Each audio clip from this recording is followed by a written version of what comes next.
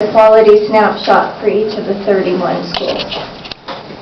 A summary chart of the State Board authorized charter schools is provided in this item as attachment 1. So it gives you a summary and provides information on each of the 31 schools, which includes information on their charter term, the grades served, academic and enrollment information. The State Board has established a Memorandum of Understanding, MOU, with each of the State Board authorized charter schools. The MOU provides guidance on oversight processes and procedures. As outlined in that MOU, State Board authorized charter schools who, after their first year of operation, do not meet their Academic Performance Index, or API, growth targets, and/or their Adequate Yearly Progress, or AYP, are required to submit a Student Achievement Plan, SAP, to the CDE. The SAP requires the school to establish specific goals and actions that the school will take to improve student achievement in areas that were identified as not meeting performance criteria. The school must include in their plan how it will evaluate the progress towards meeting the goals and outcomes, and the data that will be collected to measure the progress. As noted in the October Information Memorandum, there are 21 of the State Board authorized schools that need to submit a Student Achievement Plan based on the 2011-12 data. That plan is due to CDE by November 13th, 2012, next week. So since we've done the information memorandum, CDE staff has continued to review and analyze the data for each of the State Board authorized charter schools. We've looked at data from several sources, including the accountability progress reporting, information that we've received from the site visits, because we do an annual site visit, and also information that's been uploaded to the online system from the charter schools for our review. We also review the educational goals that were included in the petition of each of the schools. Many of the goals, because they're locally developed and individual for each of the petitions, they range and there's a lot of variety. Many of them are tied to the academics and the STAR. But there's some, examples would be parent involvement, parent satisfaction, truancy, attendance rate, retention rate. So it's kind of all over the board on the types of goals that they include in the petition. So when they do their annual report to us and when we do the site visit, we're looking at those as well.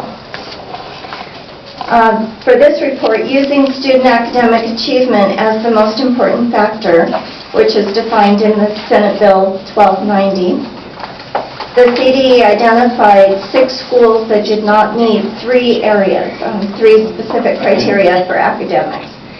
The first, the schools did not meet their API growth target. Second, the school had an API below 800. And third, they did not meet their AYP. So the 3 pieces together. And those 6 schools are identified in Table 1, which is on page 3 of your item.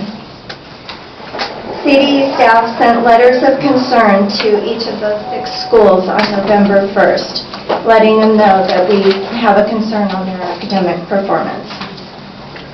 In addition, 2 of those 6 schools, Lifeline Education Charter School and Long Valley Charter School, submitted a student achievement plan in the prior year for some of the same concerns with little or no improvement. Therefore, the CDE is recommending that the student achievement plan submitted this year from those 2 schools, Lifeline and Long Valley, that those are reviewed and approved by the State Board at the next meeting in January 2013. We also looked at schools that had entered into program improvement. So in Table 2, which is on page 4 of your item, provides a list of the State Board authorized charter schools that are receiving Title I funding and have failed to meet their AYP for 2 consecutive years. Therefore, the school is being identified as program improvement. The table also identifies what the requirements are for each of the years of program improvement that the school is in. I do want to bring your attention to one correction on that table. High-Tech High Middle Chula Vista is not in program improvement. That one needs to be deleted. So there's actually 12 schools that are in program improvement. High-Tech High Chula Vista is at risk. This is their first year that they did not meet their AYP. So that is just one correction to the table. CDE staff also monitors the enrollment of each of the charter schools. The MOU states that a charter school must submit a material revision to the state board if there's proposed changes in enrollment that differ by more than 25%. So during our review, although we identified 6 schools that did have enrollment that were more than 25% below the approved cap in the petition, upon further analysis, those schools did not appear to have any fiscal concerns due to the declining enrollment. 3 of the schools were in the process of adding grades. A couple of them had just received a material revision to add additional grades, so they're building out their classes. And that's consistent with their petition, so we weren't concerned at this time with the enrollment. CDE staff continues to work with Doris Topsy, Elbert Academy staff. As you may recall, a few months ago we brought the item to this board, notice of concern because fiscal conditions and some of their enrollment concerns. So the board took an action to have them do a corrective action plan. So CDE staff is continuing to work with them. We still have some concerns, but that school is coming up for renewal this year. Their term expires June 30th, 2013. So we will be doing another review and bringing it to the board as part of the renewal process if they are not renewed locally. So we're not recommending any action at this time on that school. So to kind of summarize some of this, since this is the first annual report that we're doing and looking at it, and there will be other opportunities. We're doing information items, 2 more. One, as a follow-up on the school student achievement plans, will be coming to you in the next couple of months. And then in April, we'll be looking more at the budget and fiscal issues and do an information item on that as a follow-up. But to kind of summarize this, as the authorizer, the state board can take a variety of actions as deemed necessary and appropriate for a charter school that is not in compliance with either the MOU or state or federal law.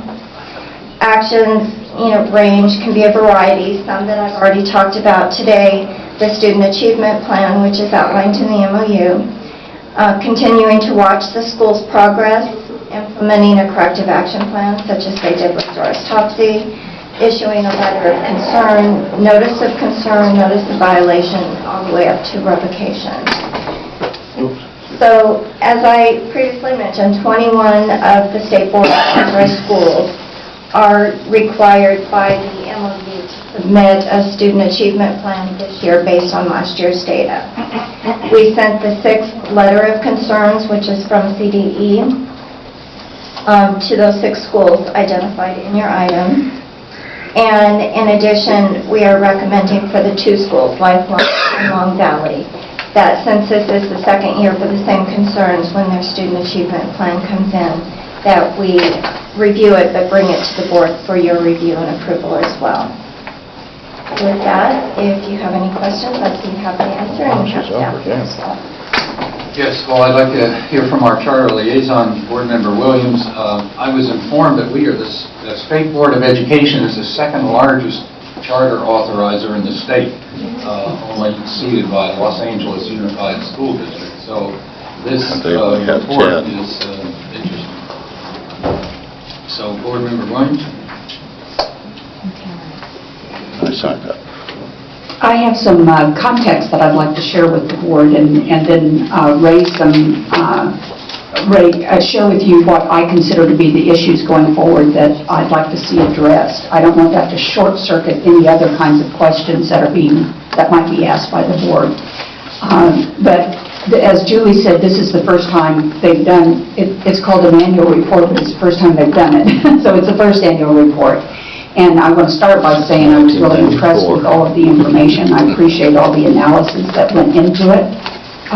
You cut and diced the information in a lot of different ways, and it was interesting for me to take a look at and see. Also, in your agenda item and in the conversations that we had had prior to this board meeting, what was emphasized, first of all, it's important to say that we've had state board authorized schools have issues with academic achievement in various ways. The AYP is, an issue that almost everybody has an issue with. So the number of schools that have an API concern caught my attention a little bit more looking at that. But the primary consideration that I'm focused on right now is because we don't have to do anything with these schools at this moment in time. They've received a letter asking them for a plan for corrective action. 6 of them will be submitting those. And so CDE it's my understanding, correct me if I'm wrong, Julie, CDE is asking for a couple of things from us. One is their recommendation is that for the 2 that had a plan last year and that have made little or no progress, that we take a really close look at those when those plans come in. That's one thing. And I agree with that. The other is that the legislature passed and the governor signed SB 1290 just a month or so ago. And SB 1290, is that true? Yes. Okay. And SB 1290 includes a law or provision that says that any charter school that is being considered for revocation or renewal, and that doesn't mean these are, but in any charter school that is being considered for that increases in academic achievement for all student subgroups needs to be the most important factor taken into consideration in looking at whether to renew or to revoke. And so this is actually the first time the state board, we are an authorizer of these schools, just as districts and counties are authorizers of charter schools. And so we are under that law as well. So since they have now done an annual report, they just got the AYP API data this fall, they pulled it together, then it's incumbent upon us to take a look at that data and to see whether or not there are increases in subgroup achievement for these schools, and if there's not, then to ask them for some plan for corrective action for that, as we consider what to do with them going forward. So in a sense, this is precedent setting. It's the first time for the state board to get this report. It's the first time we've had this law, and so it's both a chance for us to model the compliance behavior that we expect other authorizers to begin modeling. And it's also, however, an important opportunity for us to think through really carefully what we mean by advances or increases in academic achievement for all subgroups. Because the law does not define academic achievement. They don't limit it, they don't define it. And so while the API and the AYP and the 800 number are the obvious logical go-to numbers because they already include subgroup information. There are a wide variety of other measures of academic achievement that are both in the individual MOUs that can be considered, as well as academic achievement that all schools will have data available for, and it could be reported to us by subgroup, even if it's not currently done that way. As a result of 1290, we could start requesting it be reported that way, or if we have the data, we could analyze it that way. So whether it's KC numbers or AP participation rates or a CST scores in science in elementary school or any number of other academic measures. So first I want to hear the board questions in the discussion, but I am both prepared to make a motion today on the motion that you're bringing to us, or the recommendation which has to do with dealing with these 2 particular schools and their correction plan. But I also want to bring a motion that has to do with a suggestion for how we might use how the CDE and the ACCS working together might think through some of these questions about what other kinds of academic measures. I'd like to model the broadened thinking that's going on in the state right now about accountability and whether or not AYP and API are the be-all, end-all. And we have this opportunity now to look at these other measures and just ask ourselves, what are meaningful measures that are legitimate for us to be holding these schools accountable for, and how could we build them into this process as we go forward? And I'm prepared to make a motion on how we might start thinking that through over the next 6 to 9 months before the next second annual report comes out for charter schools. Any board member comments, questions? Board member Rock. Well, in addition to this particular accountability bill, 1290, that the governor signed, I believe he also signed the Steinberg bill that restructured what the elements of the content for the definition of academic success is supposed to be. And it does still weight assessment scores in the API at 60%, and then there are other factors to be considered. I believe we're still bound by that ruling as well. And I don't believe we have a great deal of flexibility to go outside of the intent of that particular statutory requirement. But if we do, I would like to hear and understand that. So I think that that's probably an important consideration to make sure that if the goal is to exert some leadership and to model some appropriate ways to do this assessment or evaluation, look at multiple measures, I do want to make sure we're following all the new statutory requirements that are being imposed. Yes, Senate Bill 1458 will require the department to examine some new kinds of measures for high schools.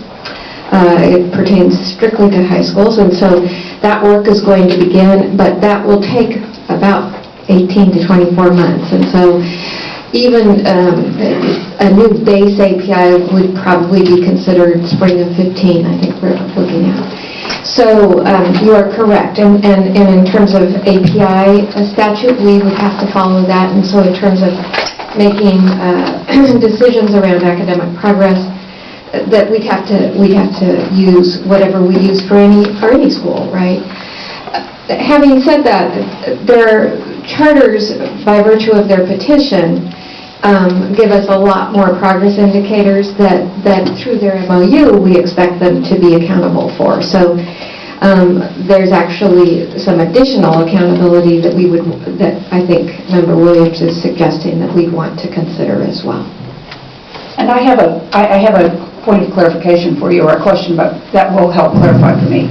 My understanding of the Steinberg bill is that they're still talking about the API and what would go into the API, that only 60% of it would include CST scores and the other 40% would include other measures that would go into the API. That's correct, and those have not yet been determined. Right. That's the work that we, superintendent, the board has to think about. Right. So what I'm suggesting is that we do consider the API and AYP, but the API, but we also go beyond the API as we look at this and consider other kinds of measures which are, we are not limited with 1290 or with charter law for doing, including what's in the MOU and any other thing we want. Right. But if we want to meet 1290, it's my understanding, and correct me if I'm wrong, Deb, it's my understanding that we would need that data submitted by subgroup.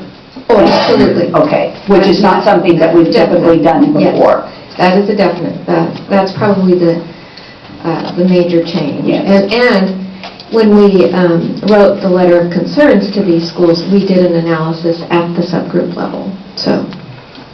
And you did that analysis for such things that don't typically get analyzed for, like college attendance rates, or no? No. Remember, to your point, this is new, and so we kind of took we wanted to have a somewhat equitable measure across all of these, so we focused our look at AYP and API, and so we looked at, I think it was API API subgroups. So So this would be new going forward, to ask them to submit information by subgroup across different measures. right. Well, they didn't across other kinds of Other measures kinds of- that would not be necessarily available to us. Right. But in keeping with what they themselves indicated that they would be focused on. And I think, the feds, at least via our conversations and 1290, there is this issue of academic progress, I right? get that. But all the measures that I mentioned are academic measures. Absolutely. Board Member Holland. And the definition of subgroup, you're using the Fed's version of that? We're using the California definition, which was approved by the U.S. Department of Ed. So it's significant subgroups. So we use our definition of significant subgroups. Beg your pardon? And the subgroup size? Is only 50. I'm wondering what localities do and whether we have discussed that. I mean, we're more like, we're now in the situation of a large local authorizer. And so approaching this in the frame of the state, which has been the way we think about things up here, may not be the way to do it. I'd be curious what locals do, how, what criteria, and gathering data on that. I mean, we're more in league with them than we are with the state in this business.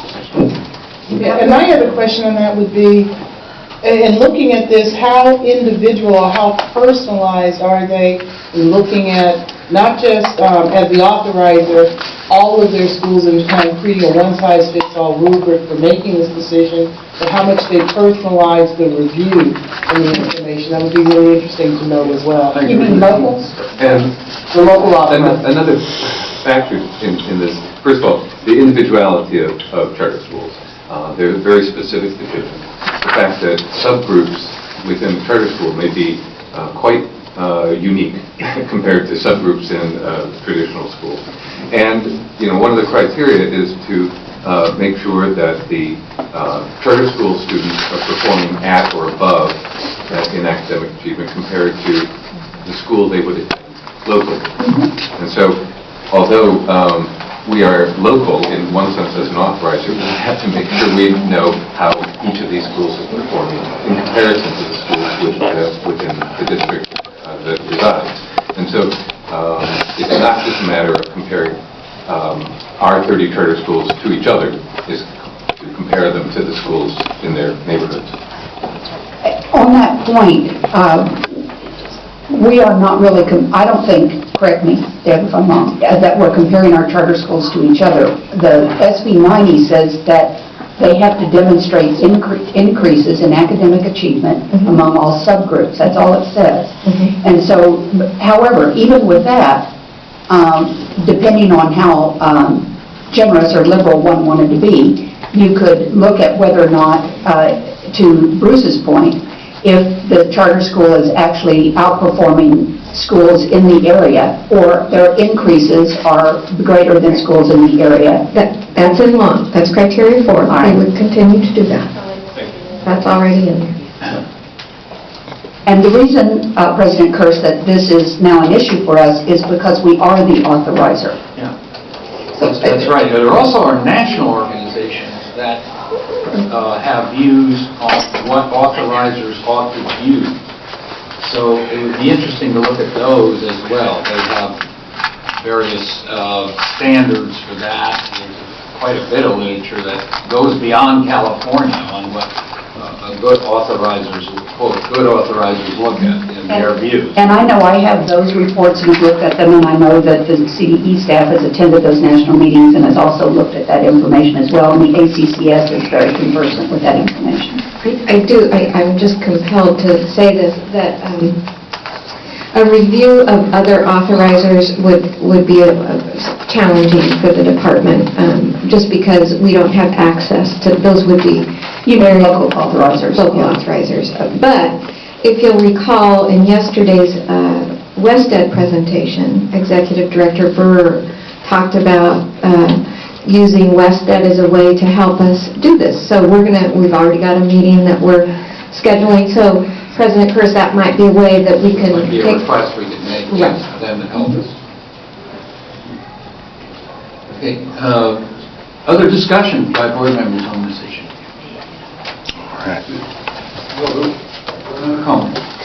The really dramatic difference between us and the locals, these schools are not a threat to our existence.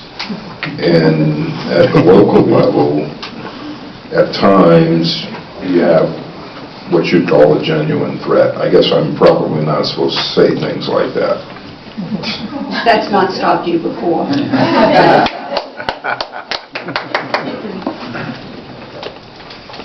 If you have a motion here, all right? I have actually two motions. We're going to do them one at a time.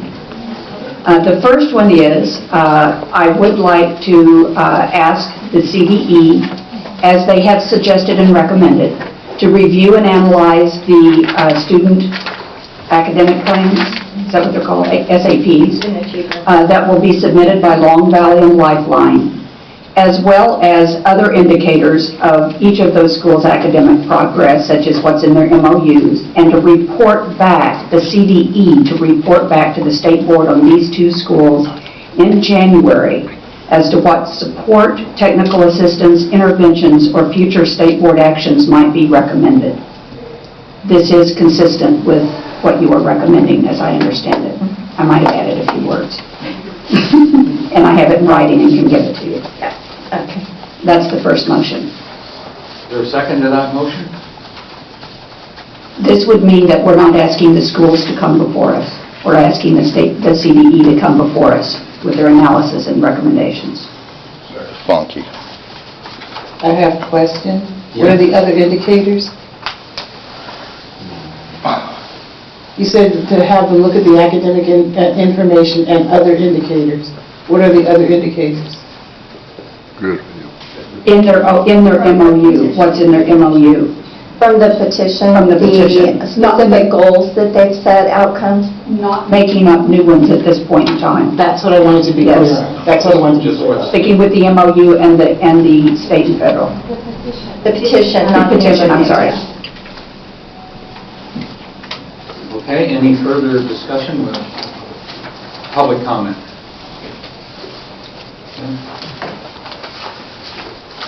Here we go, Walter. And I do have a second We motion. do have public comment, but I don't know if it's particular to this motion, but we do have public comment on the item. Well, let's take the public comment. Okay, Colin, 2 minutes for Colin Miller and George Bizzetti.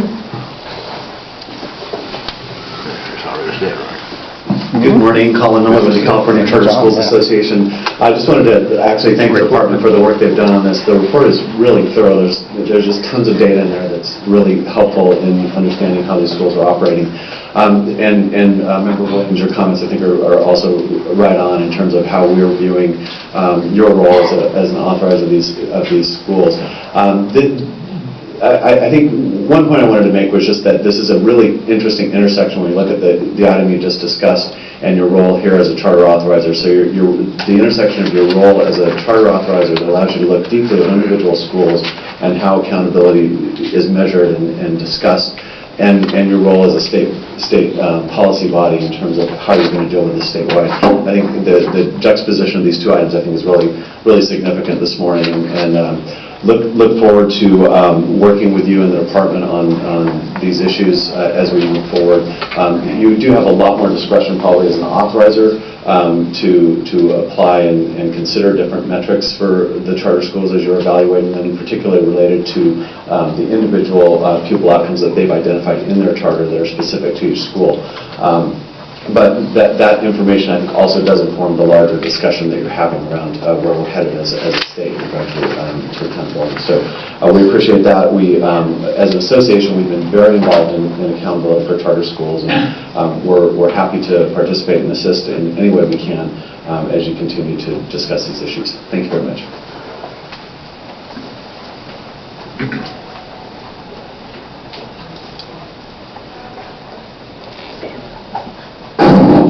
George Bizzetti, Director of Policy, Congress of Racial Equality of California. Carver, California doesn't buy anything that's in PowerPoint or a statement or anything else, as that is hearsay if not backed up with documentation.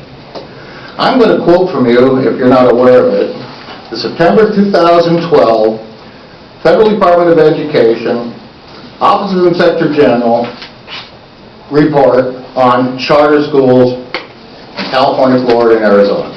In addition, we found that the OII did not provide the SCAs with adequate guidance on the monitoring activities that were to conduct in order to comply with the applicable federal laws and regulations. We identified internal control deficiencies in the monitoring and oversight of charter schools that received the SEA grant at all 3 of the SEAs we reviewed. Specifically, we found that none of these 3 SEAs adequately monitored charter schools receiving the SEA grants, had adequate methodology to select charter schools for on-site monitoring or monitored authorizing agencies. Okay? Happy to give this to you if you don't know about it. Okay. So, charter schools are basically a failure. If you take the Stanford study, only 17% do better. Now, if you really want to compare them to regular schools, you got to use what I call George's correction factor.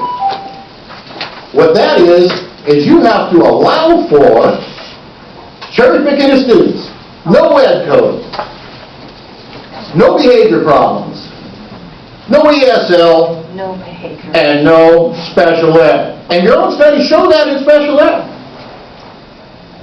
If you look at, say, Bond Street, how does Compton have 8,900 APIs? And since 1994, all Yvonne Chan could do is low 7s. I have these statistics from your own website, and there's much more than that. Thank you very much.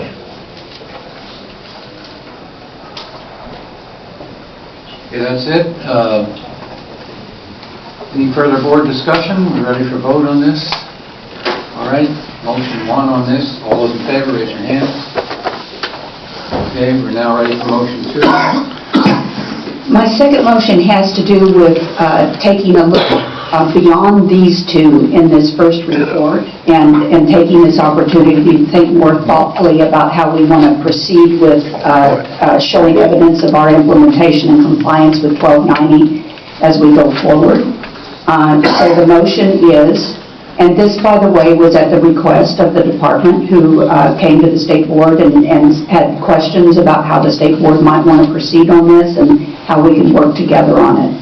And so the motion is to ask the CDE to work with me as the liaison, the State Board staff, and the ACCS chair to prepare an item for the ACCS discussion in the first half of 2013 that will result in recommendations to the State Board.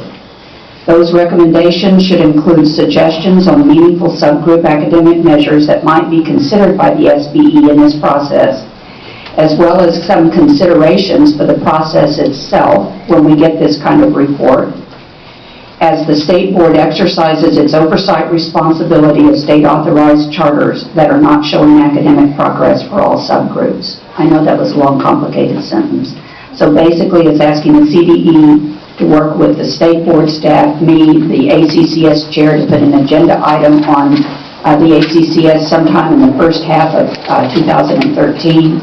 I picked that time period so that you guys would have enough time to work it through, come with recommendations to the board before annual report number 2 comes out. See, I have learned something, Deb, from watching your process.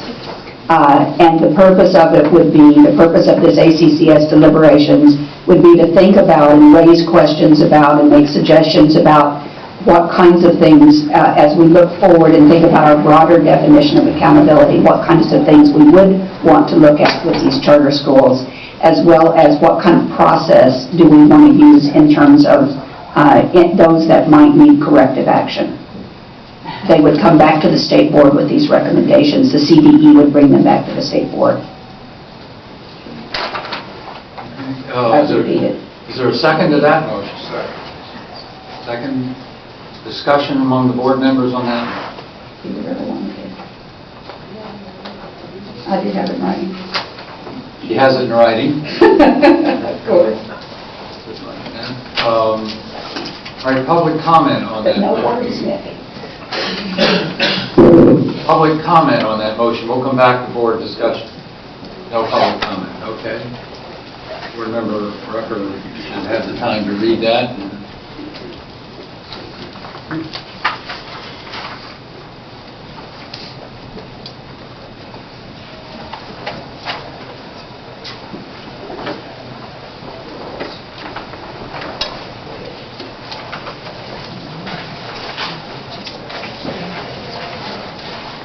Okay, any further discussion by the board? If not, we're ready for vote. All those in favor, raise your hands. That carries, so, President Cruz? Yes. The members of the public request that the last action item be read one more time. Motion to ask the CDE to work with the State Board liaison, the State Board staff, and the ACCS chair to prepare an item for ACCS discussion in the first half of 2013 that will result in recommendations to the State Board. Those recommendations should include suggestions on meaningful subgroup academic measures that might be considered by the State Board on these charters, as well as some considerations for process as the State Board exercises its oversight responsibility of state-authorized charters that are not showing academic progress for all subgroups as required by 1290. Thank you. okay, so now we will move to item 13.